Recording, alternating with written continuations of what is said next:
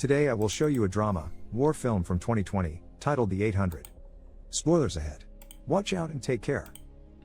In 1937, China is in the middle of the Second Sino-Japanese War.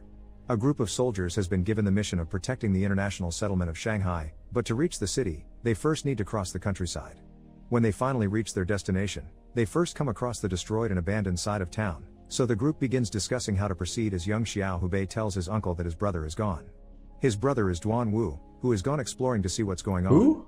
He discovers there are Japanese soldiers in the area and these soldiers see him in return, so they charge after him and find the rest of the Chinese troops.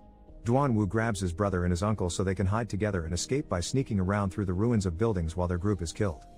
When night falls, they reach the nicer still inhabited part of Shanghai, only to find the NRA shooting fellow Chinese soldiers for being deserters.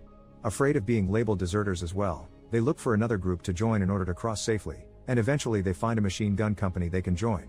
These soldiers are deserters as well, but at least they are being taken to a Shanghai warehouse where they're needed instead of executed. This is the Siheng warehouse, the last standing stronghold between Shanghai and the Japanese army. Commander Zhu Shengzhong isn't happy to have deserters working with him and wants to kill them, but Lieutenant Colonel Xie Jinyuan tells him they're going to need all the help they can get, so he sends the new arrivals to work outside on the fortifications. Duan Wu takes the chance to talk to the colonel and clarify he and his family aren't deserters, just part of the troops sent by the Wangpi headquarters that got left behind, but Jinyuan sends them to work anyway.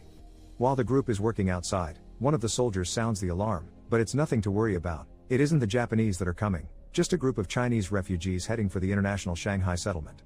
Duan Wu's uncle sneaks out of the warehouse to join them and try to enter the safety of the settlement, but at the gates, he isn't allowed to enter because he is wearing an army uniform and soldiers are not authorized to be there. Back in the warehouse, the soldiers enjoy the beautiful singing from a woman in a building across the river while Hubei befriends the only other boy his age in the group called Xiao Kuai Yue. On the roof of the warehouse, Kuai Yue shows Hubei the stark difference between the worlds at the front and the back of the building. Meanwhile, a group of soldiers finds a hole in the wall hidden behind a bunch of boxes. When they go through it, they are surprised to find a stable with a white horse still in it.